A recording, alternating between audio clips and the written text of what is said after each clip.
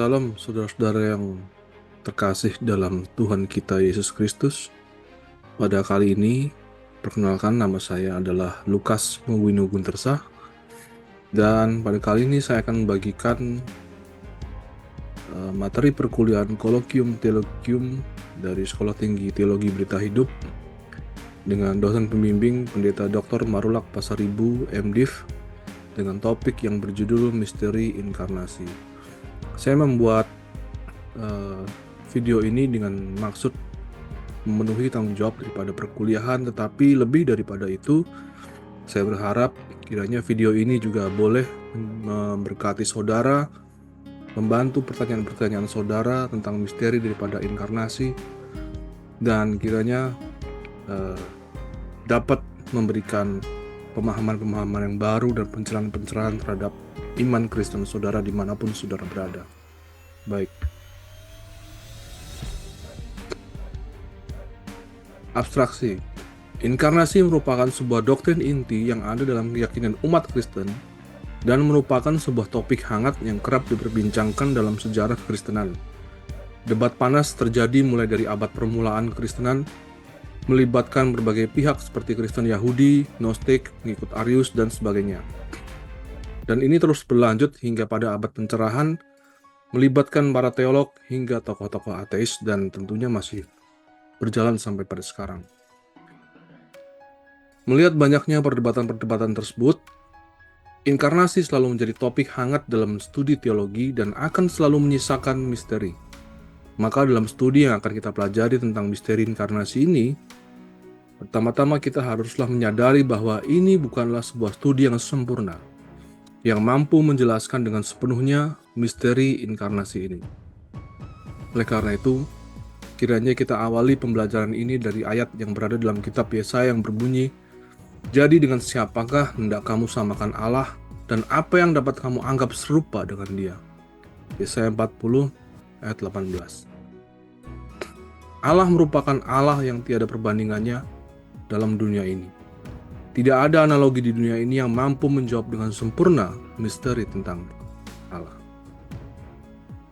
Namun sekalipun demikian, bukan berarti kita tidak dapat mengenal Allah dengan baik dan benar. Kita dapat mengenal Allah dengan baik dan benar melalui pesan-pesan teks dan tindakan-tindakan Allah, melalui wahyu Allah yang telah dituliskan oleh para hamba-hambanya sepanjang sejarah interaksi manusia dengan Allah yang tertulis dalam Alkitab.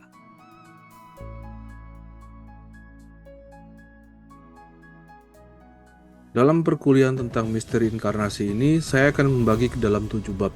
Yang pertama, definisi. Yang kedua, pentingnya mempelajari misteri inkarnasi di masa kini. Yang ketiga, teori-teori inkarnasi. Yang keempat, kata Alkitab tentang inkarnasi. Yang kelima, pandangan gereja terhadap misteri inkarnasi. Yang keenam, pandangan penulis terkait misteri inkarnasi. Dan yang ketujuh adalah refleksi. Kita akan masuk ke dalam bagian yang pertama, yaitu tentang definisi. Secara etimologis, inkarnasi atau incarnate dalam bahasa Inggris berasal dari bahasa Latin in plus caro, yang berarti adalah menjadi daging atau made flesh. Kata ini dipopulerkan pada awal abad 14 dalam komunitas Kristen pada masa itu, yang berarti diwujudkan dalam daging atau dalam bentuk manusia, yang ada dalam kaitannya dengan peristiwa iman kekristenan, di mana Allah yang menjelma menjadi manusia. Diambil dari Eti Online.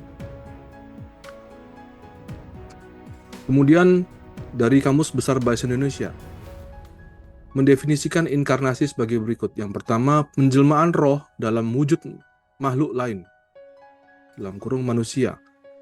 Dan yang kedua, inkarnasi memiliki makna perwujudan makhluk halus dalam bentuk yang nyata.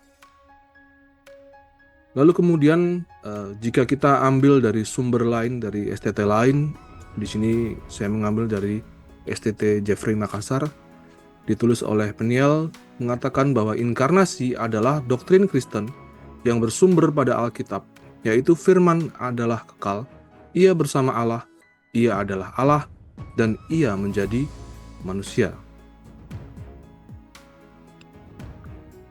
Kemudian kalau kita mencari daripada Alkitab, jelas dalam Injil Yohanes pasal 1 ayat 1, Dan pasal 4 ayat 24, demikianlah bunyinya. Pada mulanya adalah firman, firman itu bersama-sama dengan Allah, dan firman itu adalah Allah. Dan pada pasal 4 ayat yang ke-24, Allah itu roh, dan barang siapa menyembah dia, harus menyembahnya dalam roh dan kebenaran. Jadi firman itu adalah Allah. Dan Allah sendiri itu adalah roh. Dan kemudian dalam Injil Yohanes pasal 1 ayat 2 dan 3 dikatakan, ia pada mulanya bersama-sama dengan Allah, segala sesuatu dijadikan oleh dia, dan tanpa dia tidak ada sesuatu pun yang telah jadi dari segala hal yang telah dijadikan. Kemudian dalam Injil Yohanes pasal 1 ayat 10 sampai dengan 11 ya, mohon maaf nih salah ketik. Ia telah ada di dalam dunia dan dunia dijadikan olehnya, tetapi dunia tidak mengenalnya. Ia datang kepada milik kepunyaannya, tetapi orang-orang kepunyaannya itu tidak menerimanya. Demikian juga kalau kita lihat daripada Kejadian 1 ayatnya yang ke-26, di situ dikatakan, berfirmanlah Allah, baiklah kita menjadikan manusia menurut gambar dan rupa kita. Di dalam Kejadian 1 pasal 2 ayat 26 ini, kita bisa melihat bahwa dalam aksara Ibraninya ditulis di situ adalah naseh, yang artinya baiklah kita menjadikan manusia. Dan kemudian ada juga di situ di dalam teks aslinya Betsalmenu dan Kitmuntenu. Dan dalam ketiga arti dalam bahasa aslinya ini bersifat plural atau jamak, ya, bukan singular. Dan seperti yang tertulis dalam Injil Yohanes pasal 1 ayat 10 dan 11, dikatakan bahwa ia telah ada dalam dunia, dan dunia dijadikan olehnya. Ia datang kepada milik kepunyaannya, tetapi orang-orang kepunyaannya itu tidak menerimanya. Artinya di sini firman itu telah ada sejak dunia ini dijadikan. Berikutnya kita ambil dari Injil Yohanes pasal 1 ayat 14, di mana dikatakan, firman itu telah menjadi manusia dan diam di antara kita, dan kita telah melihat kemuliaannya, yaitu kemuliaan yang diberikan kepadanya sebagai anak tunggal Bapa, penuh kasih karunia dan kebenaran. Nah, sebelum kita lanjut ke mendefinisikan misteri inkarnasi, perlu kita juga cermati tentang arti kata misteri. Saya menemukan ada hal yang unik dalam Kamus Besar Bahasa Indonesia dalam mendefinisikan kata misteri.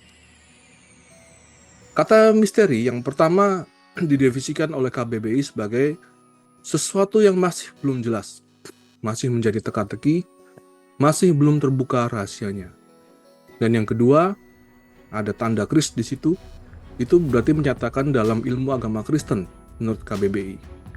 Didefinisikan yang kedua, misteri artinya adalah sebuah kenyataan yang begitu luhur sehingga secara mendasar melampaui daya tangkap manusia, atau rahasia Allah yang tidak diketahui manusia kecuali diwahyukan. Merupakan sesuatu yang akan dinyatakan, dimengerti atau dihayati, tetapi tidak pernah ditangkap seluruhnya. Misalnya tentang Allah Tritunggal. Nah, di sini cukup menarik. Karena jika kita melihat kata misteri itu biasanya yang muncul dalam benak kita kan biasanya film horor ya. Jadi film-film hantu lah sebagai macamnya, atau segala sesuatu yang mungkin seram-seram gitu ya.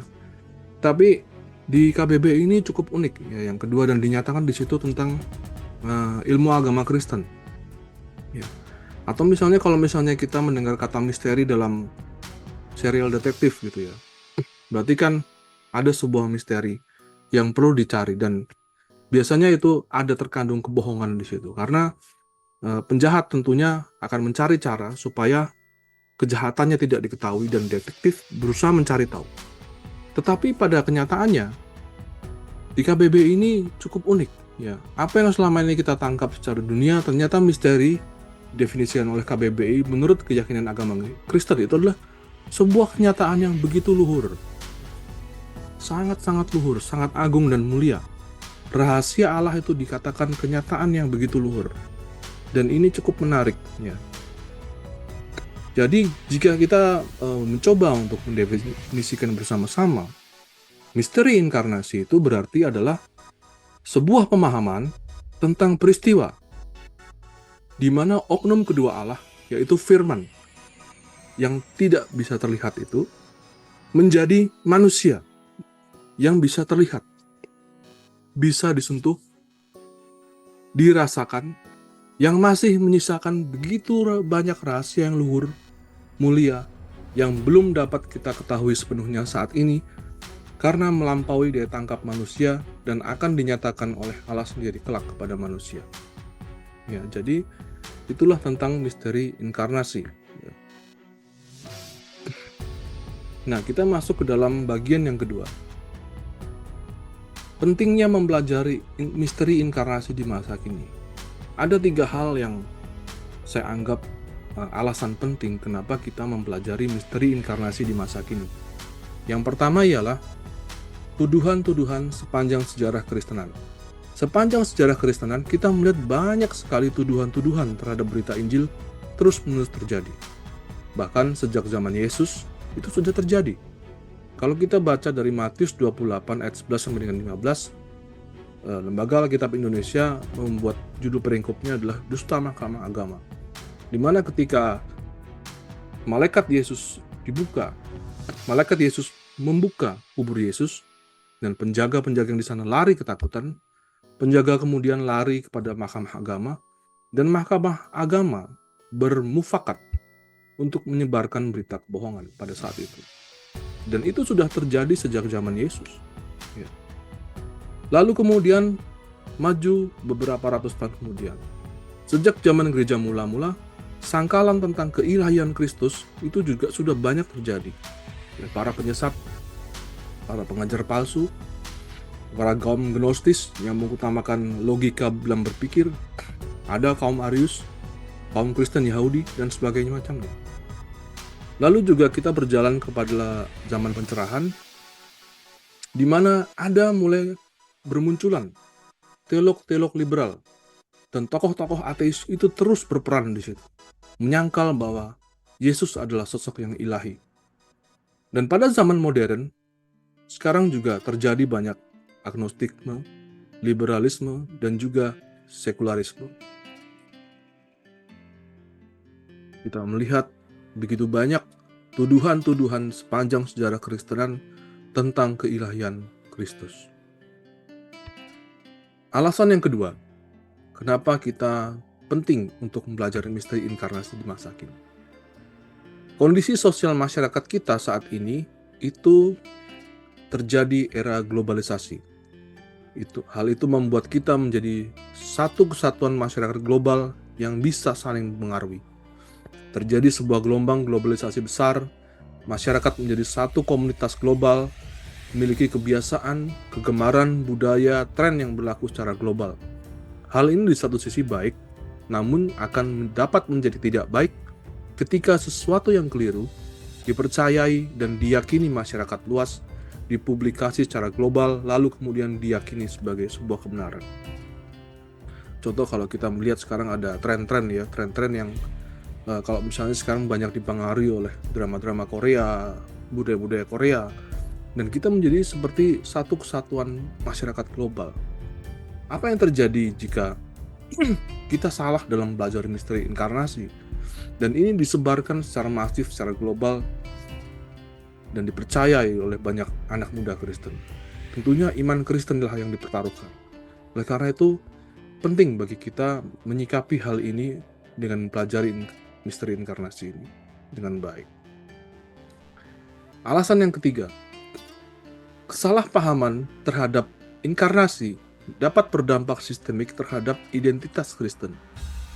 Jika kita memiliki kesalahpahaman atau salah mengerti terhadap inkarnasi, berarti dapat dipastikan bahwa kristologi kita tidak akan benar, soteriologi kita tidak akan benar, dan sentral iman Kristen terhadap Yesus juga akan menjadi kabur. Juga bahkan bahaya terbesarnya ialah kekristenan kehilangan identitasnya dan hanya akan dipahami sebagai filsafat saja, yang berusaha menjawab persoalan sosial kontemporer dengan logika. Oleh karena itu, kenapa kita perlu studi yang komprehensif dan baik dalam sebuah misteri inkarnasi, sehingga iman Kristen yang meyakini bahwa Allah telah turun ke dunia dan menjadi manusia tidak tergoyahkan lagi karena ada orang-orang Kristen yang terpelajar yang dapat mengedukasi masyarakat Kristen, sehingga iman mereka tidak lagi seperti iman anak-anak yang diombang-ambingkan oleh rupa-rupa angin pengajaran, seperti yang tertulis dalam Efesus 4 ayat 14, yang kemudian mulai meragukan akan kebenaran inkarnasi Yesus Kristus. Oke, kita masuk ke dalam bagian yang ketiga. Teori-teori yang ada dalam seputar inkarnasi. Inkarnasi merupakan sebuah peristiwa di mana firman yang semula tidak terlihat menjadi manusia yang berwujud, yang dapat disentuh, dilihat, dan dirasakan. Inkarnasi itu berbeda dengan reinkarnasi yang dipercayai oleh umat Buddha, di mana manusia yang berwujud kemudian meninggal lalu lahir kembali menjadi makhluk lain yang berwujud, bisa binatang, bisa juga kembali manusia yang juga berwujud. Oleh karena itu, inkarnasi tidak berbicara tentang peristiwa manusia, melainkan berbicara tentang peristiwa di mana sosok pribadi absolut atau oknum kedua Allah, yaitu firman yang semula tidak terlihat, menjadi manusia, hadir dalam dunia, sehingga dapat dilihat, disentuh, dan dirasakan oleh manusia. Dalam Alkitab, peristiwa ini dijelaskan dengan detail pada Injil Yohanes yang berbunyi, firman itu telah menjadi manusia dan diam di antara kita. Firman yang semula tidak terlihat itu. Ya, memang kita bisa melihat secara teks, tapi firman itu tidak bisa dilihat. Di mana firman itu? Ya. Kalau firman itu kita baca, kita simpan dalam hati, maka firman itu masuk dalam hati kita. Dan kita hidup dalam firman itu akan dapat berbuah. Nah, firman yang semula itu tidak terlihat telah menjadi manusia dan diam di antara kita. Dan inilah yang menjadi sentral daripada iman kekristenan. Nah, kita masih berbicara tentang teori inkarnasi. Akan menjadi menarik kita membahas teori inkarnasi karena apa? Firman yang menjadi manusia itu diyakini oleh umat Kristen, tapi tidak bagi kalangan non-Kristen. Ya, seperti contoh adalah umat Muslim. Ya, umat Muslim tidak mengakui bahwa Yesus yang dalam bahasa Indonesia mereka kenal sebagai Isa Al-Masih itu bukanlah inkarnasi daripada Allah, melainkan hanya seorang nabi atau manusia biasa yang dipilih secara langsung oleh Allah untuk mengajarkan tauhid atau ilmu agama kepada umat manusia, disejajarkan dengan nabi-nabi lain seperti halnya Musa, Elia, dan sebagainya macamnya. Ya, saya ambil ini dari kontekstualisasi antropologi dan sosiologi agama dari Prodi S2 Studi Agama-Agama UIN Sunan Gunung Jati, Bandung. Nah, dari kalangan Kristen, ya, tadi kita belajar teori inkarnasi dari kalangan non-Kristen. Ya, mereka tidak meyakini tentang inkarnasi. Nah, bagaimana di kalangan Kristen? Apakah mereka semua sepakat? Nyatanya juga tidak. Ya, beberapa orang di Kristen juga ada terjadi. Saya ambil contoh satu, yaitu Arius, ya, pada zaman Bapak Gereja. Arius yang sejatinya merupakan uskup gereja pada masa itu mengemukakan bahwa Yesus bukanlah sosok ilahi, melainkan sebuah ciptaan yang sama halnya dengan manusia lain. Dan dari sinilah muncul kaum Arianisme dan terjadi perdebatan pada masa itu. Maka konsili Bapak Gereja mengadakan pertemuan dan mengutuk Arius ini. Lalu tidak hanya dari kalangan Bapak Gereja pada masa lampau. Dalam masa-masa terdekat kita, dalam abad 20, ada juga dari teolog Kristen sendiri. Seorang teolog Kristen bahkan berkata, ya, yaitu yang bernama Rudolf Bultmann. Dia seorang teolog dari abad 20, mengatakan bahwa Injil itu adalah mitos. Dan ia menyarankan bahwa sebaiknya Alkitab Kristen didemitologiskan. Artinya didemitologiskan itu bagaimana? Artinya adalah segala hal-hal yang bersifat ilahi, bersifat mujizat, yang tidak bisa diterima dengan akal manusia, harus dihapuskan daripada Alkitab. Bayangkan, bahkan hal seperti ini ada muncul dari teolog-teolog Kristen. Nah, melihat tidak sedikitnya teori-teori yang menyangkal peristiwa inkarnasi, baik dari non-Kristen maupun dari dalam tubuh Kristen sendiri, maka topik ini cukup menarik untuk kita bahas. Akan muncul pertanyaan-pertanyaan.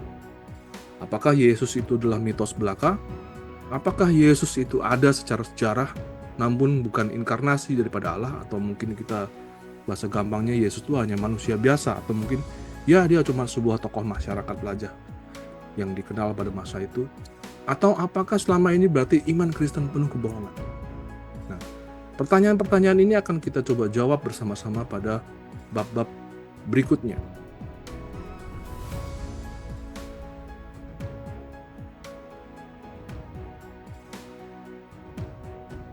Oke, kita akan masuk ke dalam bagian yang keempat, yaitu apa kata Alkitab tentang inkarnasi.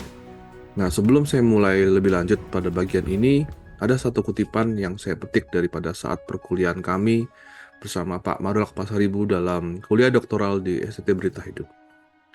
Teologi yang benar menempatkan Alkitab di atas rasio, tradisi, dan budaya. Teologi haruslah menjadi hamba daripada firman. Oleh karena itu, ini adalah bagian yang terpenting dalam misteri inkarnasi, karena bagaimana kita bisa mempercayai sesuatu apabila kita tidak menempatkan Alkitab di atas daripada rasio kita. Ya. Nah, bagian berikutnya kita akan mengupas beberapa firman Tuhan yang sudah saya coba pilih ya. Saya memilih beberapa firman Tuhan berangkat daripada tuduhan-tuduhan yang biasanya ada daripada forum-forum diskusi atau mungkin perdebatan apologetik, di mana biasanya kaum ateis atau mungkin kaum non-Kristen menuding bahwa coba tunjukkan satu ayat yang mengatakan bahwa Yesus berkata bahwa ini loh, aku itu adalah Tuhan. Nah, menurut mereka, tidak ada satu ayat pun yang menegaskan bahwa Yesus mengaku dirinya adalah Tuhan. Nah, oleh karena itu saat ini kita akan cek bersama-sama, benarkah tuduhan-tuduhan mereka tersebut.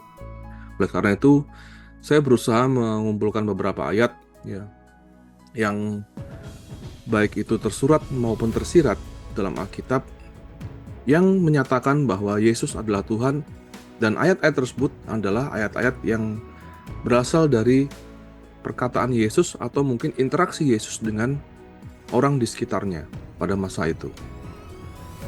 Yang pertama, kita masuk dalam prolog Yohanes. Dalam Yohanes 1 ayat 1, 2, dan 14. Ini sebetulnya sudah kita bahas di bab sebelum-sebelumnya, jadi mungkin saya rasa sudah sangat jelas ya bahwa di situ dipertegas bahwa firman itu bersama-sama dengan Allah dan firman itu adalah Allah. Ia pada mulanya bersama-sama dengan Allah, firman itu telah menjadi manusia dan diam di antara kita. Ya, ini tidak perlu saya perjelas lebih lanjut. Lalu berikutnya, nah ini yang dimaksud dengan ucapan-ucapan Yesus di hadapan khalayak umum. Ini menarik karena ucapan-ucapan Yesus ini mengandung kata-kata yang tersirat, ya, bahwa menyatakan bahwa Yesus adalah Allah, tetapi tidak langsung diucapkan oleh Yesus. Yang pertama adalah dalam Yohanes 5 ayat 22 sampai dengan 23. Katakan di situ, Bapa tidak menghakimi siapapun, melainkan telah menyerahkan penghakiman itu seluruhnya kepada Anak, supaya semua orang menghormati Anak sama seperti mereka menghormati Bapa. Barang siapa tidak menghormati Anak, ia juga tidak menghormati Bapa yang mengutus dia. Oke, kalau misalnya ada orang yang berpendapat bahwa Yesus bukanlah Tuhan, lalu siapa yang berhak untuk menghakimi kita manusia ini?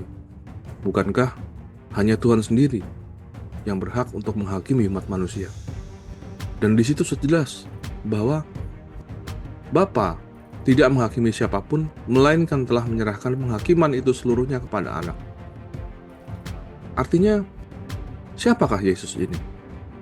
Apakah dia seorang manusia yang luar biasa sampai boleh menghakimi seluruh umat manusia?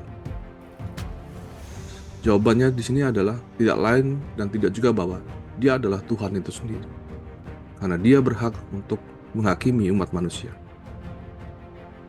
Lalu berikutnya, dalam Yohanes 6 ayat 38 dikatakan, "Sebab aku telah turun dari surga, bukan untuk melakukan kehendakku, tapi untuk melakukan kehendak Dia yang telah mengutus aku." Di sini sudah jelas, Yesus tidak secara tersurat mengatakan bahwa aku adalah Tuhan, tetapi Dia mengatakan, "Sebab aku telah turun dari surga." Kalau kita menyadari bahwa kita manusia, kita adalah manusia yang dilahirkan di dunia ini daripada ibu kita. Tetapi Yesus mengatakan di sini, "Aku telah turun dari surga." Nah, lebih lanjut kita lanjut pada Yohanes 8 ayat 23.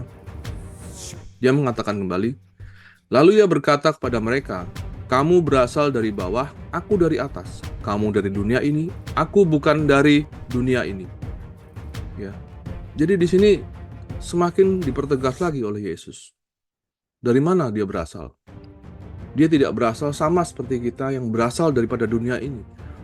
Kita lahir di dunia ini. Orang kita lahir, orang tua kita lahir juga di dunia ini. Kita semua berasal dari dunia ini. Dan dikatakan di situ kita berada di bawah. Sedangkan Yesus mengatakan, aku dari atas. Aku bukan dari dunia ini. Kemudian dikatakan dalam Yohanes 10 ayat 30, dikatakan bahwa aku dan Bapa adalah satu.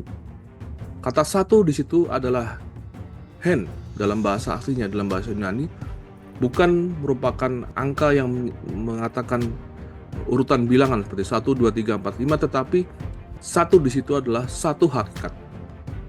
Satu hakikat, esa.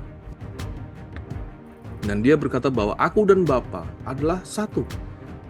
Bagaimana kita tahu dalam iman Kristen, kita meyakini bahwa ada Allah Tritunggal, Allah Bapa, Allah Putra, dan Allah Roh Kudus. Dan Yesus merupakan satu hakikat dengan Bapa. Seperti dikatakan di dalam Yohanes 1 tadi, bahwa pada mulanya adalah Firman. Firman itu bersama-sama dengan Allah. Dan Firman itu adalah Allah. Berikutnya dalam Yohanes 8 ayat 56 sampai dengan 57, Yesus berkata, Abraham bapamu bersukacita bahwa ia akan melihat hariku, dan ia telah melihatnya dan ia bersukacita. Maka kata orang-orang Yahudi itu kepadanya, umurmu belum sampai 50 tahun dan engkau telah melihat Abraham? Bayangkan, di sini sebetulnya umat Yahudi sudah menyadari sebuah keanehan.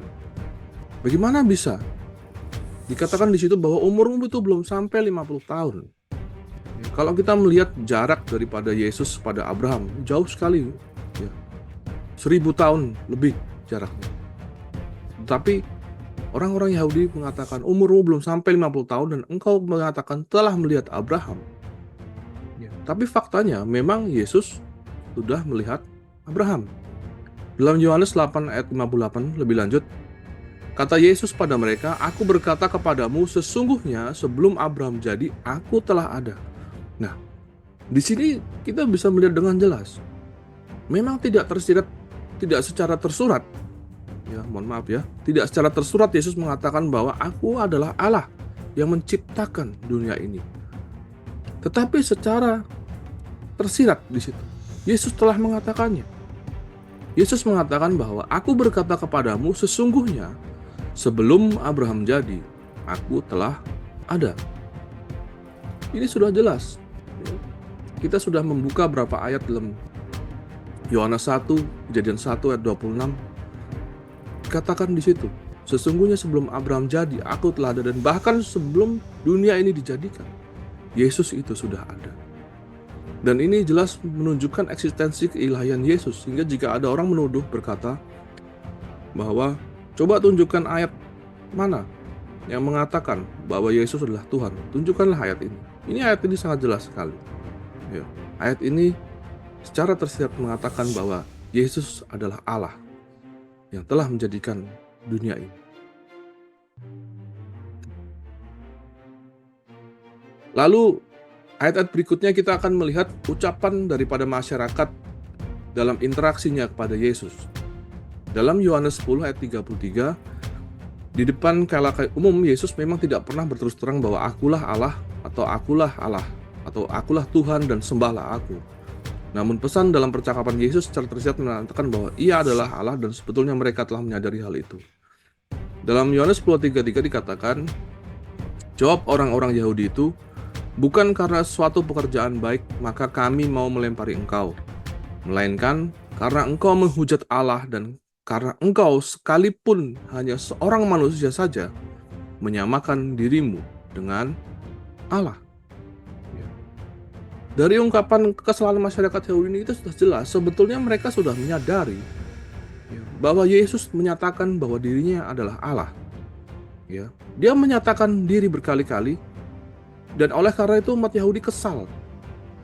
Dan dia mau melempari Yesus dengan batu, walaupun tidak pernah kesampaian ya. Baik dalam Yohanes 8 maupun Yohanes 10 ini ketika Yesus mau dilempari batu, ya Yesus tiba-tiba menghilang dan kemudian Yesus bisa melepaskan diri dari ancaman lemparan batu. Karena apa? Karena Yesus sudah berhasil dilempari batu, maka dia tidak pernah disalib ya. Jadi di sini di ayat ini kita melihat bahwa umat Yahudi itu sangat kesal mau melempari Yesus dengan batu.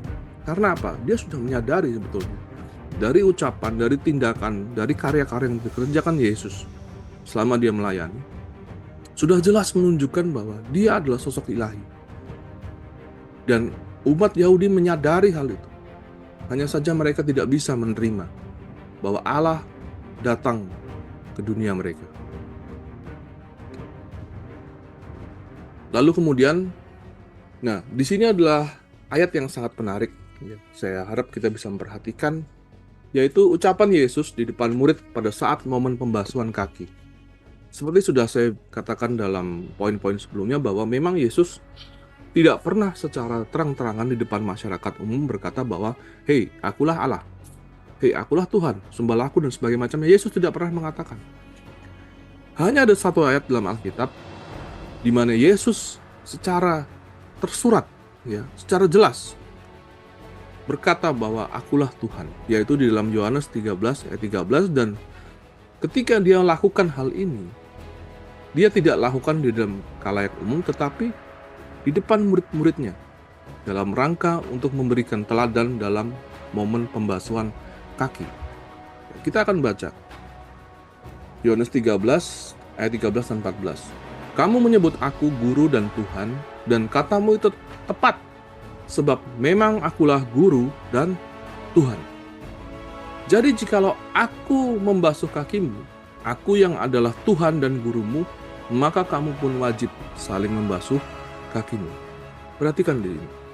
Ayat ini sebelumnya adalah ayat satu-satunya dalam Alkitab yang Yesus dengan secara tegas mengatakan bahwa aku ini loh, aku adalah Tuhan. Dan di saat dia mengakui itu adalah momen di mana dia menunjukkan teladan kerendahan hatinya. Di mana dia sebagai sosok yang ilahi, seorang Tuhan, pemilik alam semesta ini, merendahkan dirinya serendah-rendah mungkin dan membasuh kaki para murid-muridnya. Di sini kita menyadari bahwa ada suatu momen yang luar biasa. Allah yang kita miliki adalah Allah yang sungguh sangat-sangat rendah hati. Dia tidak ingin ditinggikan, dia tidak sombong, dan justru dia menunjukkan apa yang harus dikerjakan oleh para murid-muridnya dengan memberikan teladan pembasuhan kaki.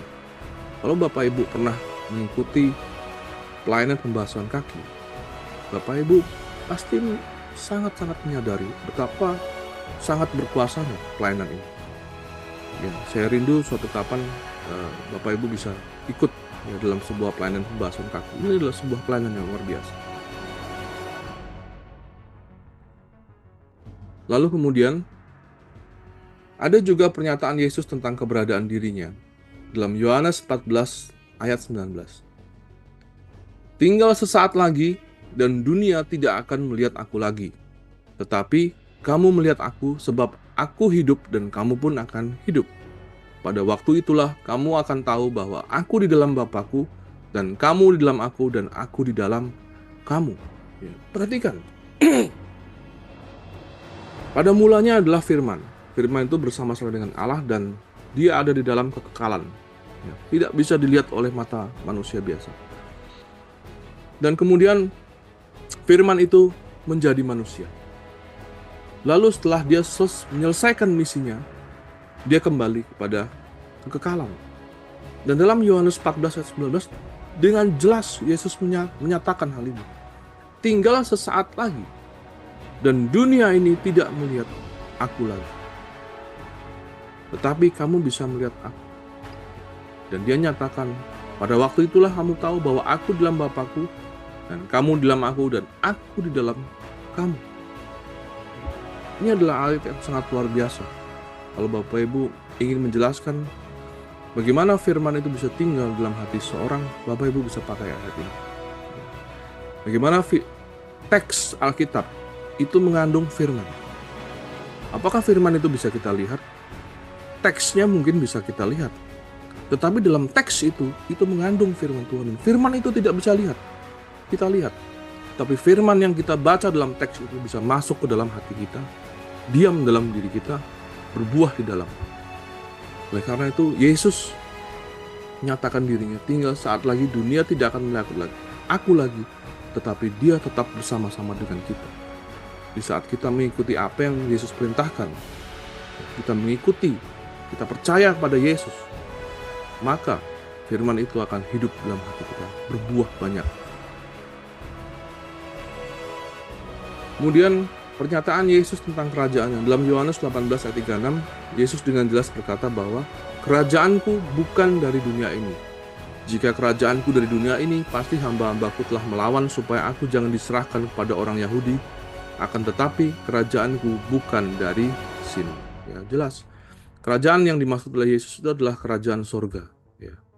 Bagaimana penyataan Tuhan dalam kehidupan kita itu disebut sebagai dengan kerajaan sekarang, dan bagaimana di saat kita nanti telah tiba waktunya kita dipanggil oleh Tuhan, kita akan pulang kembali dalam kerajaan surga, di mana yang biasa dikatakan kerajaan yang akan datang. Nah, tadi kita telah melihat beberapa ayat daripada Injil Yohanes. Lalu kita lihat, apakah ada ayat yang tersirat tentang keilahian Yesus dalam Injil Lukas? Ternyata ada. Dalam Lukas 21 ayat 33 dikatakan, langit dan bumi akan berlalu, tetapi perkataanku tidak akan pernah berlalu. Ingat Bapak Ibu, coba perhatikan. Langit bumi akan berlalu, tetapi perkataanku tidak akan berlalu. Kalau mungkin perkataan-perkataan yang saya ucapkan, ya, saya berkata bahwa misalnya mobil listrik lebih hemat daripada mobil bensin. Mungkin apa yang saya katakan ini bisa saja berlalu kalau mungkin zaman berganti. Mungkin ada yang lebih irit lagi daripada mobil listrik ke depannya. Tetapi apa yang dikatakan Yesus itu adalah sebuah firman, karena Yesus adalah firman itu sendiri. Dan dia berkata bahwa perkataanku tidak akan pernah berlalu. Sekalipun langit dan bumi ini berlalu atau mungkin lenyap, tetapi perkataan Yesus tidak akan berlalu. Bayangkan, siapa manusia di dunia ini yang bisa menjamin bahwa perkataannya tidak akan pernah berlalu, kecuali Tuhan sendiri. Nah, dia adalah Alfa dan Omega, dia menciptakan dunia ini, dia adalah awal dan akhir. Apa yang dia ucapkan tidak akan pernah berlalu. Lalu kita kemudian masuk ke dalam Injil Markus.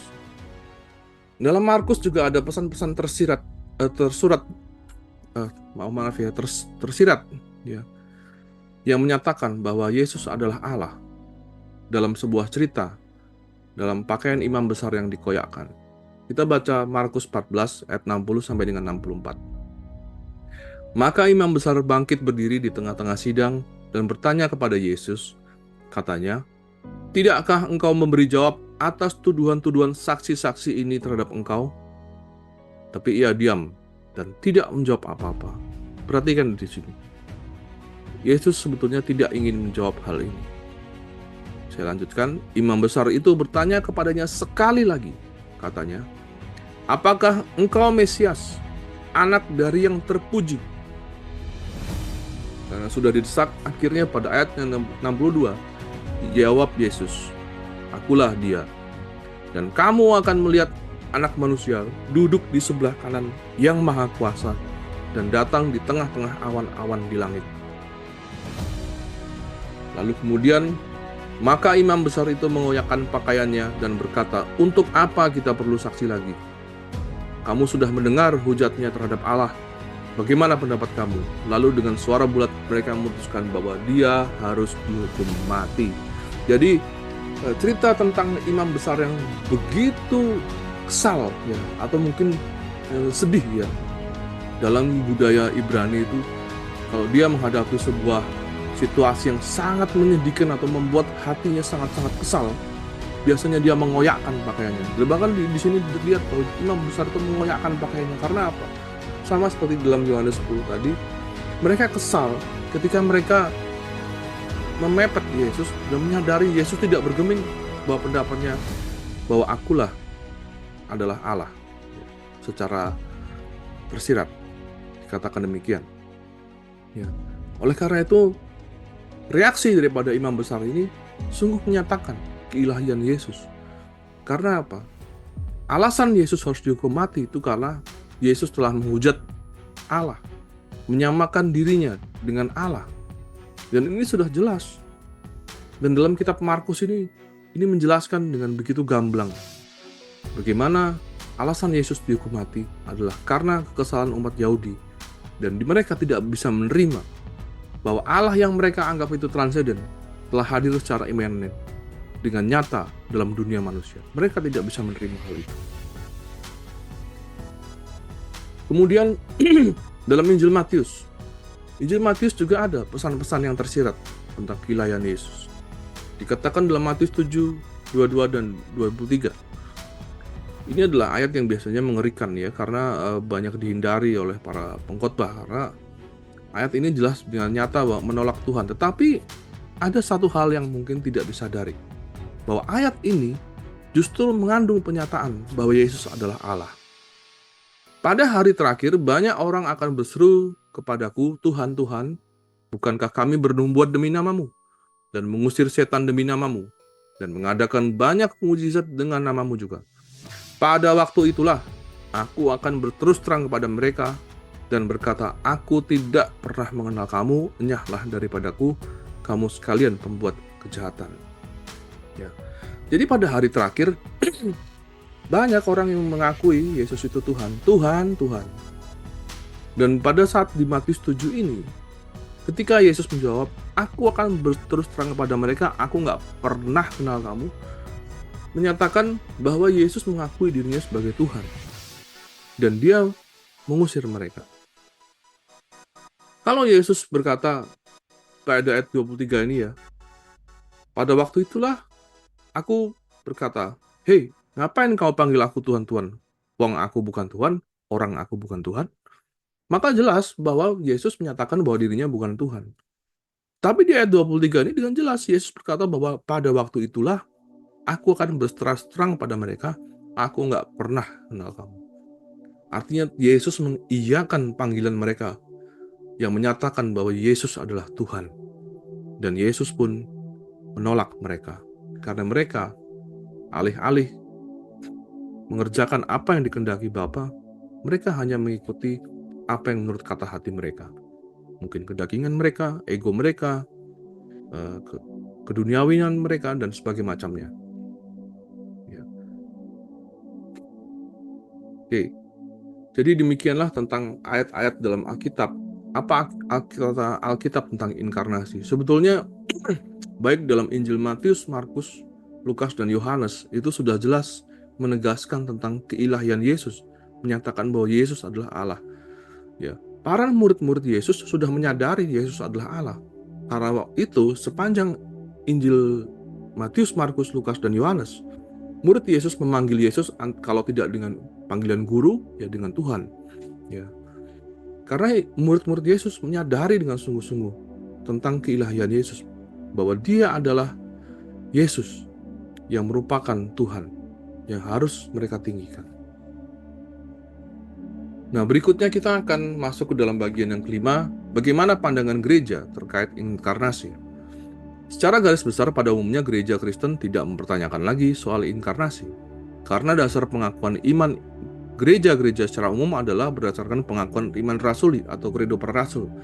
Ya.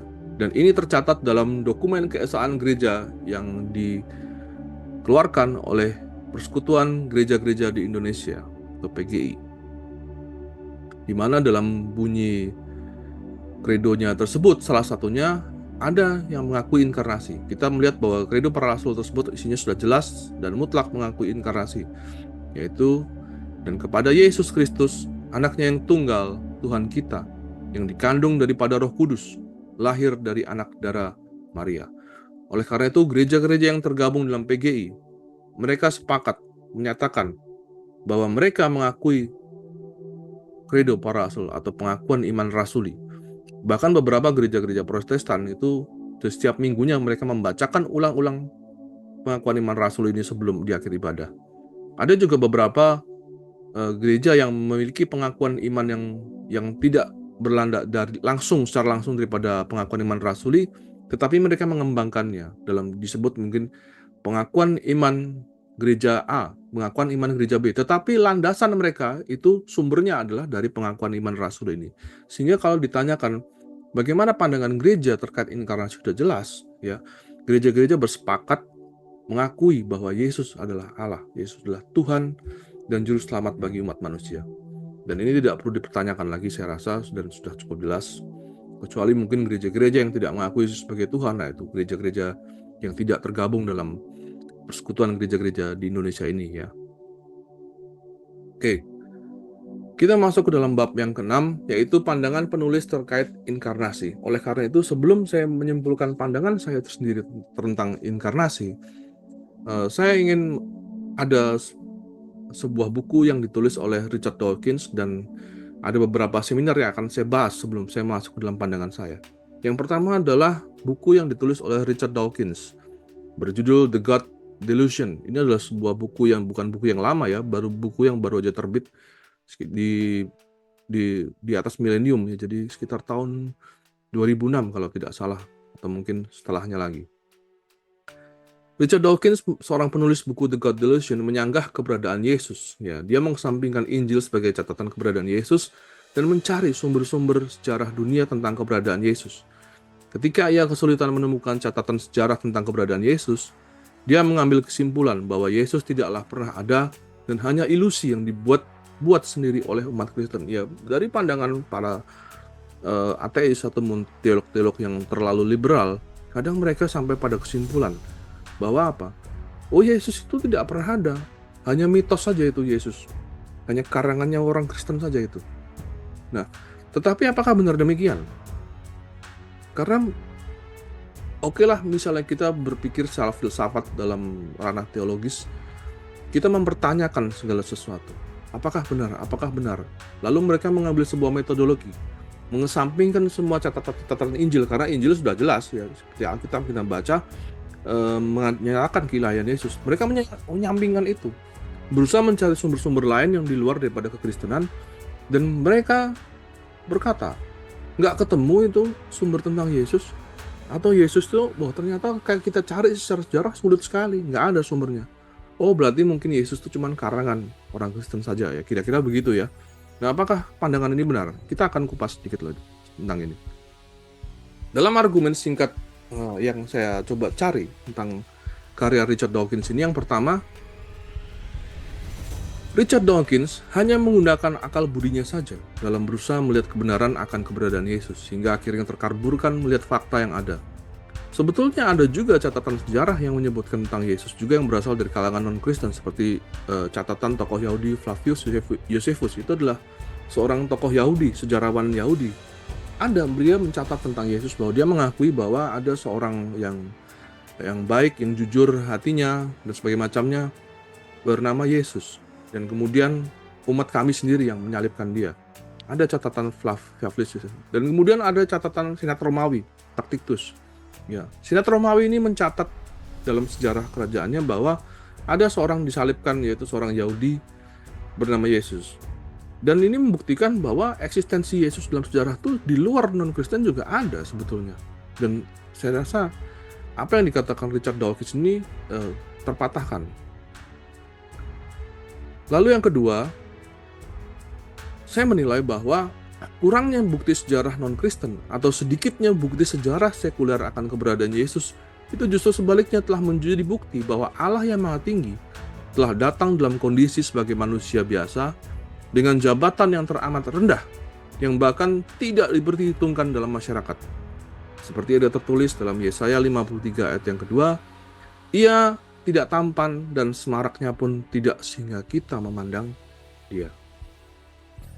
Yesus tidaklah datang sebagai keturunan bangsawan ataupun raja yang nama dan tanggal kelahirannya tercatat rinci dalam kitab sejarah. Karena memang pada masa itu raja-raja Romawi itu tercatat sekali dengan rinci.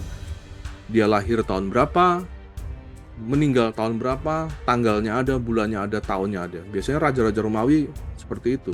Ya, kalau misalnya Bapak Ibu bisa cek lah, zaman sekarang ada Google ya. Coba cari salah satu raja Romawi di zaman Yesus. Pasti ada tanggal lahir, ketahui tanggal lahir. Nah, kenapa kok Yesus tidak ada? Karena hanya keturunan bangsawan dan raja saja yang mendapatkan hak khusus dicatat secara rinci kelahirannya kapan. Orang-orang zaman dulu, apalagi rakyat jelata, tidak akan diperhitungkan seperti itu.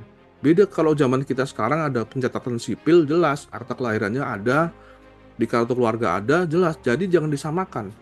Kalau Bapak Ibu jeli sedikit ya, bayangkan kakek kita di zaman sebelum perang itu, tahun 1945. Bahkan beberapa dari mereka, kakek kita atau paman kita yang lahir di sebelum perang itu, mereka nggak tahu kok. Mereka itu lahirnya tahun berapa, bulan apa, tanggal berapa. Mereka tidak tahu. Karena tidak ada yang mencatat, tidak dicatat. Saya memiliki seorang mertua ya. Mertua saya pun juga, kalau di KTP-nya dia ada sebuah tanggal lahirannya, itulah tanggal yang dia tentukan sendiri. Karena apa? Dia lahir tahun 1943, dan pada masa itu tidak tercatat. Ya. Dia lahir tahun berapa? Akhirnya ketika memulai setelah Indonesia merdeka, mulai pencatatan sipil, barulah dia tentukan kira-kira dia memang secara tahunnya tepat ya. Tahunnya tepat karena saudara-saudaranya tahu, kakak-kakaknya tahu. Tapi tanggal dan bulannya itu. Nah, ini yang jadi problem. Akhirnya ditentukanlah berdasarkan pendekatan ya udah tentukan tanggal sekian.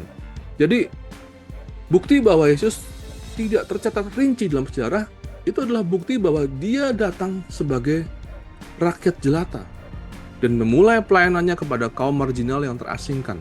Sehingga jika kita yang merupakan manusia yang memiliki akal budi, hati dan jiwa, serta yang diciptakan serupa dengan gambar Allah, seharusnya kita menyadari bahwa Allah yang maha tinggi itu telah datang dengan penuh kerendahan hati, dengan status sosial yang begitu rendah, dengan maksud untuk bertemu dan menyediakan dirinya ditemui oleh seluruh ciptaannya tanpa terkecuali, tanpa memandang status sosial. Sebuah hal yang agaknya tidak mungkin dilakukan oleh seorang raja dunia dengan segala jabatan, kekuasaan, dan kesombongannya. Hal itu merupakan bahasa Allah kepada manusia yang menyatakan bahwa Ia adalah Allah yang penuh kasih dan tersedia bagi seluruh ciptaannya. Jadi, menurut saya tidak ada yang salah dengan bahasa kasih dalam sebuah kesederhanaan dan kerendahan hati. Kalau misalnya beberapa waktu lalu ya di Indonesia ini, kebetulan momennya pada saat saya membuat video ini adalah momen di mana Paus Fransiskus datang ke Indonesia. Di situ terlihat dia datang dengan pesawat komersil, disambut dengan sederhana, dia naik mobil juga hanya mobil Innova saja, dan dia tidak naik dan dia menginap di Kedubes Vatikan. Ya, dia tidak menginap di hotel bintang 5 sebagai macamnya. Dan tidak hanya umat Kristen atau umat Katolik memuji hal ini, bahkan umat Muslim dan seluruh bangsa Indonesia memuji hal ini. Dan berita-berita media sangat kagum. Baik Detik, Kompas, dan Metro dan sebagainya macamnya mengagumi hal ini. Semua orang berkata bahwa lihat kesederhanaan. Jadi dalam bahasa kasih dalam kesederhanaan tidak ada dalam dunia ini yang melawan. Dunia mengakui bahwa apa yang disebut dengan kesederhanaan itu adalah bahasa kasih yang sangat-sangat baik sekali. Dan ini telah dibuktikan oleh Yesus. Jadi kalau kita melihat minimnya bukti sejarah tentang Yesus pada saat masa kecil dan sebagainya, itu adalah bukti bahwa Allah telah datang dengan penuh kerendahan hati supaya dia bisa ditemui oleh seluruh ciptaannya tanpa terkecuali. Yang ketiga, Argumen saya yang ketiga, Richard Dawkins adalah seorang etolog dan biolog. Dia bukanlah seorang teolog, namun ia membuat buku tentang teis dan menulisnya dalam kebanggaannya sebagai seorang ateis. Hal ini sebetulnya adalah sesuatu yang berada di luar kapasitasnya. Besar kemungkinan cakrawala ilmu teisnya dan setiap teori dan argumennya memiliki banyak celah. Hal ini terbukti dari begitu banyaknya buku-buku yang memberikan tanggapan atas karyanya The God Delusion, seperti Dawkins' Dilemmas, God is no delusion, The Irrational Atheist, dan sebagainya macamnya. Jadi, Richard Dawkins bukan seorang teolog, ya, tetapi dia berusaha membuat buku tentang Tuhan, tentang teis, dan dia menyimpulkan bahwa Allah itu hanya ilusi.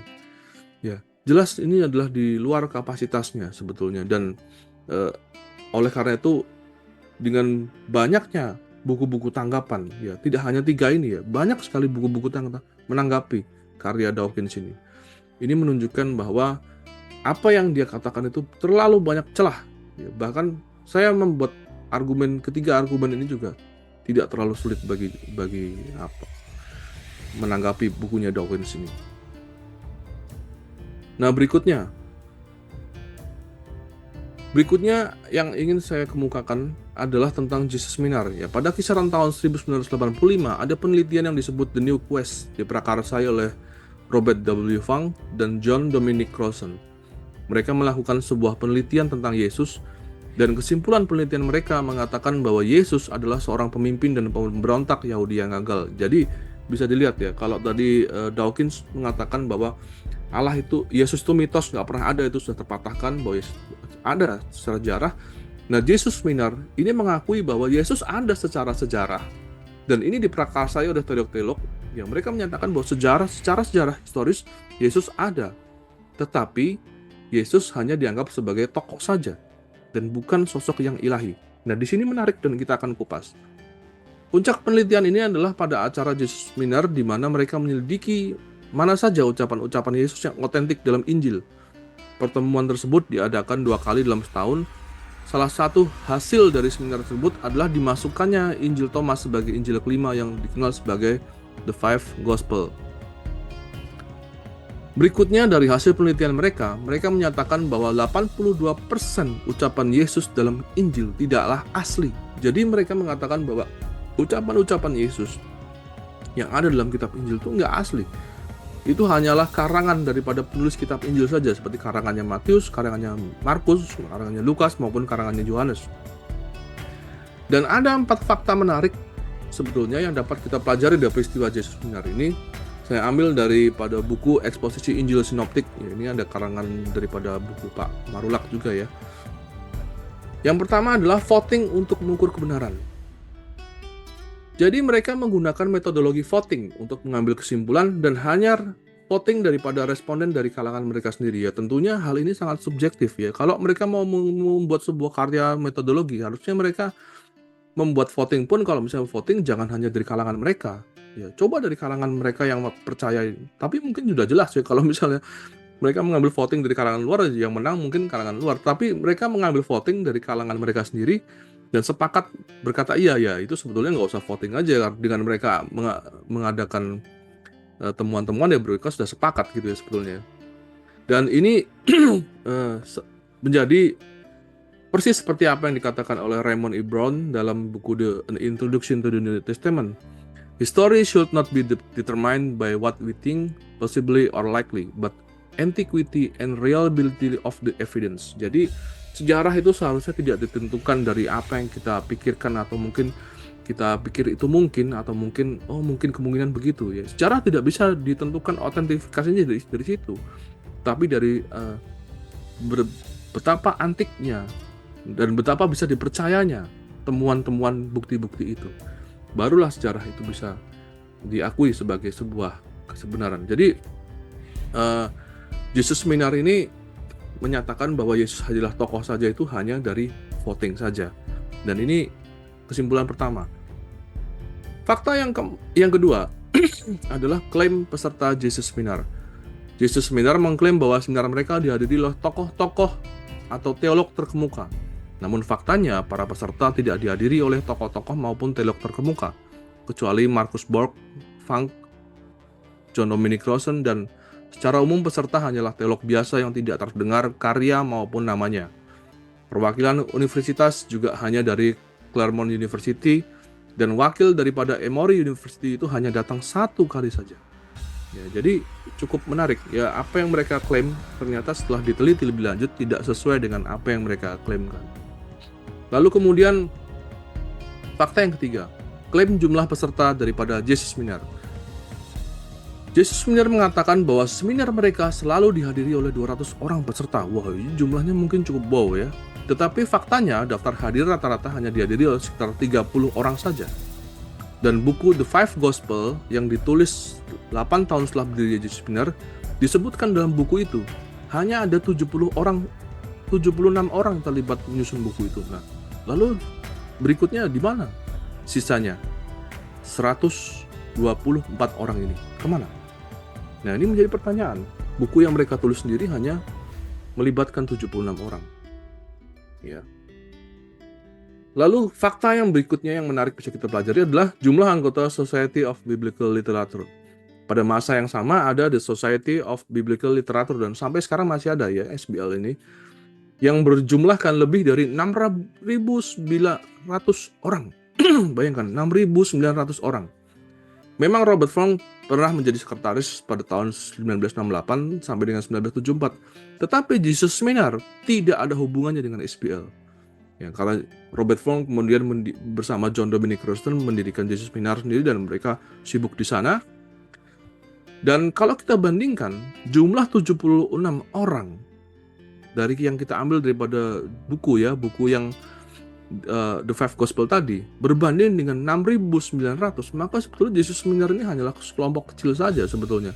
Cuman pada masa itu ya, media-media itu sering menggoreng berita ini. Ya, kita zaman sekarang sudah biasa dengan bahasa menggoreng berita, memviralkan berita. Zaman sekarang biasa. Tapi pada masa itu, di mana media massa itu hanya bersifat linear ya, jadi hanya satu saja dari media massa, dan masyarakat tidak bisa menanggapi balik. Kalau sekarang kan ada sosial media di mana manusia bisa feedback langsung di saat apa yang terjadi. Maka pada saat itu sesuatu yang diangkat dalam media itu sudah dipandang sebagai suatu hal yang wow, atau mungkin sesuatu yang benar begitu. Tetapi tidak begitu juga. Karena pada masa itu media juga mencari topik-topik atau berita-berita yang hangat yang bisa mereka goreng supaya mereka bisa profit juga ya. Sampai sekarang pun juga masih demikian ya. Mencari berita-berita yang kontroversial, fenomenal ya. Ketika mereka angkat, Jesus Seminar nyatakan bahwa Yesus itu bukan Tuhan kok, cuma tokoh saja. Wah, ya, jadi goreng sama media. Dipercaya banyak orang, dan itu cukup berpengaruh dalam dunia teologi. Karena pandangan-pandangan ini cukup mempengaruhi. Dan dipengaruhi juga pandangan-pandangan teolog-teolog yang lebih kuno lagi, seperti John Bultmann dan sebagainya macamnya. Itu mempengaruhi, maaf ya, bukan John Bultmann, tapi Rudolf Bultmann ya. Rudolf Bultmann juga mengungkapkan hal-hal yang bersifat liberal, dan itu mempengaruhi dunia teologi sampai sekarang. Padahal sebetulnya itu hanya pandangan-pandangan dari beberapa orang, belum tentu pandangannya benar, dan orang-orang yang mungkin tidak meyakini pandangan itu jumlahnya lebih banyak. Ya, jadi bisa kita petik di sini bahwa sebetulnya ini adalah upaya-upaya dari segelintir orang. Ada beberapa orang yang menyatakan bahwa itu mereka hanya demi popularitas belaka, tapi saya tidak masukkan di sini ya. Tapi bisa diterima pandangan itu. Karena umumnya secara umum teolog-teolog tentu akan membuat sesuatu karya yang karyanya bisa dihargai di masyarakat, dan mereka berlomba-lomba akan hal itu. Dan ketika menciptakan sesuatu yang fenomenal, mereka mendapatkan profit dari itu, mendapatkan tawaran panggilan dari media sini, media sana, akan menaikkan popularitas mereka. Dan pertanyaannya adalah, siapa yang mereka jual? Yang mereka jual adalah iman daripada kekristenan. Bayangkan, mengerikan sekali. Oke, dari dua topik yang sudah saya tambahkan tadi, saya akan masuk ke dalam pandangan penulis terkait inkarnasi. Pandangan saya, penulis meyakini bahwa inkarnasi secara mutlak dan tidak meragukan sama sekali tentang inkarnasi ya. Saya adalah seorang yang sangat-sangat meyakini inkarnasi secara mutlak dan tidak pernah meragukan tentang inkarnasi. Bahwasanya Kristus telah datang dari sorga untuk menebus dosa umat manusia. Saya sangat meyakininya. Saya belum menyatakan bahwa saya bisa ada saat ini, bernafas dengan baik saat ini, hingga detik ini sampai pada tahap ini. Itu semua karena perbuatan-perbuatan ajaib Tuhan dalam kehidupan saya. Penulis dengan yakin katakan bahwa jika bukan karena Tuhan, penulis bukanlah siapa-siapa. Dalam kehidupan penulis sangat mengakui imanansi Allah. Jadi saya adalah seorang yang sangat-sangat mengakui bahwa Allah itu adalah Allah yang imanen, hadir secara aktif dalam kehidupan saya. Banyak hal cerita dalam kehidupan saya yang kalau misalnya saya bagikan, mungkin video ini bisa berjalan dari pagi sampai dengan siang, belum selesai mungkin kesaksian yang saya bagikan. Salah satu yang saya alami dalam kehidupan saya ialah saya sembuh dari penyakit hipertiroid. Misalnya saudara yang pernah kenal saya sejak muda, saya pada SMA saya pernah kena hipertiroid, ya sampai kurus sama sekali. Saya harus konsumsi obat namanya PTU setiap hari. Satu hari bisa 3-4 kali saya konsumsi itu dosisnya. Kalau saya telat satu hari saja, itu seperti mengulang dari awal. Tapi apa yang terjadi? Pada tahun 2006, saya bertobat dan dibaptis. Dan pada tahun 2007, saya aktif terlibat melayani, sebagai aser, sebagai konselor pada saat itu, dan saya sibuk melayani. Pada tahun 2007, saya pernah sempat selama 2 bulan saya tidak minum obat itu. Dan Juli 2007, secara ajaib, saya sembuh dari penyakit itu. Saya juga heran. Ya, karena kakak saya seorang dokter, waktu itu dia curiga, kamu kok kayaknya tambah gendut ya. Karena orang hipertiroid itu biasanya identiknya kurus, ya. Jadi kurus habis. Suatu saat saya ditunjukkan foto saya, bisa dilihat di situ. Dan waktu itu saya bertambah gendut. Ya, sampai sekarang pun saya juga kesulitan bagaimana caranya menurunkan berat badan saya. Dan saya sembuh secara total daripada hipertiroid, di mana sebetulnya rata-rata mayoritas pengidap hipertiroid ini tubuhnya sudah cacat dan tidak bisa sembuh kembali secara normal. Tapi saya sembuh tanpa obat sama sekali. Dan saya sembuh secara total. Itu semua hanya karena anugerah Allah. Dan itu hanyalah salah satu daripada kesaksian pertolongan Tuhan dalam kehidupan saya. Dalam kehidupan saya banyak sekali Tuhan sudah menolong dalam kehidupan saya. Sehingga saya dalam titik tidak bisa meragukan lagi kehadiran Allah dalam pada kehidupan saya.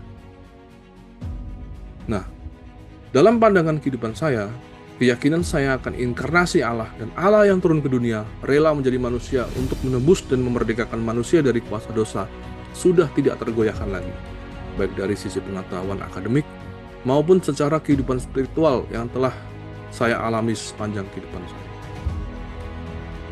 Saya meyakini bahwa Allah yang imanen, yang disebut Immanuel, telah datang memerdekakan umatnya, membebaskan umatnya dari belenggu dosa, dan memberikan undangan kepada umatnya untuk masuk dalam kerajaannya. Oke, kita masuk pada bagian yang terakhir, yaitu tentang refleksi. Dalam mempelajari tentang inkarnasi Yesus dan segala keilahiannya, prinsip dasarnya adalah kita tidak bisa menggunakan akal budi saja, tapi juga harus dengan segenap hati, segenap jiwa, seperti apa yang telah Ia katakan tentang hukum yang pertama. Dikatakan bahwa kasihlah Tuhan Allahmu dengan segenap hatimu, segenap jiwamu, dan juga segenap akal budimu. Akan menjadi hal percuma jika kita mampu berbicara panjang lebar tentang Alkitab dengan segala sisi teologisnya, namun jika kita tidak pernah mengizinkan firman itu tinggal, hidup, dan berkarya dalam diri kita. Yang terjadi ialah seperti tong kosong yang nyaring bunyinya. Jika kita tidak pernah mengizinkan Allah turut berkarya dalam kehidupan kita dan turut menenun kehidupan kita. Oleh karena itu, dalam mempelajari tentang inkarnasi, kita tidak dapat berhenti pada pengetahuan akan inkarnasi itu sendiri, tapi kita juga harus menyelami dan hidup dalam apa yang menjadi tujuan daripada inkarnasi tersebut, sehingga kita boleh juga turut merasakan manfaat dari inkarnasi itu selagi kita hidup pada masa kini, sebagai refleksi dari keberadaan kerajaan Allah, kerajaan sekarang di dunia ini, dalam kehidupan kita yang akhirnya pengalaman-pengalaman itu kelak akan menuntun kita pada kehidupan kekal di kerajaan surga yang akan datang. Demikianlah kiranya presentasi dan pemaparan perkuliahan Colloquium Theologicum saya terkait misteri inkarnasi. Saya berharap kiranya apa yang saya bagikan ini dapat menjadi berkat bagi Bapak, Ibu, dan saudara-saudara dimanapun saudara berada. Dan sekalipun mungkin saya juga menyadari bahwa ini bukanlah pembelajaran yang sempurna, menguak tentang misteri inkarnasi. Karena dengan apakah kita bisa samakan Allah? Kalau kita mau menguak misteri tentang ilahi, tidak akan bisa kita sepenuhnya. Karena Allah adalah makhluk yang tidak terbatas, sedangkan kita manusia adalah makhluk yang terbatas. Tapi seperti yang kita definisikan di awal tentang misteri inkarnasi, suatu saat nanti semua misteri-misteri itu akan disingkapkan sendiri oleh Allah pada saat tiba waktunya, atau pada saat tiba waktunya kita datang dijemput pulang ke rumah Tuhan. Saya memiliki sebuah cita-cita, ya. Ketika suatu saat nanti Tuhan telah memanggil saya berpulang ke rumahnya, ada satu tempat yang ingin saya tuju. Kira-kira tempat apa, Ibu, Bapak Ibu? Ada yang bisa menjawab? Jawabannya adalah perpustakaan. Ya, ini hanyalah berandai-andai saja ya. Apabila kerajaan surga mempunyai perpustakaan, tempat pertama yang saya datangi ya perpustakaannya itu. Atau mungkin kalau di kerajaan surga ada Wikipedia atau mungkin ensiklopedia tentang seluruh rahasia dunia, itu pertama yang akan saya datang. Nah, karena itu sekalipun inkarnasi masih menjadi misteri banyak orang dan beberapa orang tidak mempercayainya, berbahagialah orang-orang yang tidak melihat tetapi percaya. Karena itu kiranya damai sejahtera Tuhan Yesus Kristus bisa menyertai kita semua.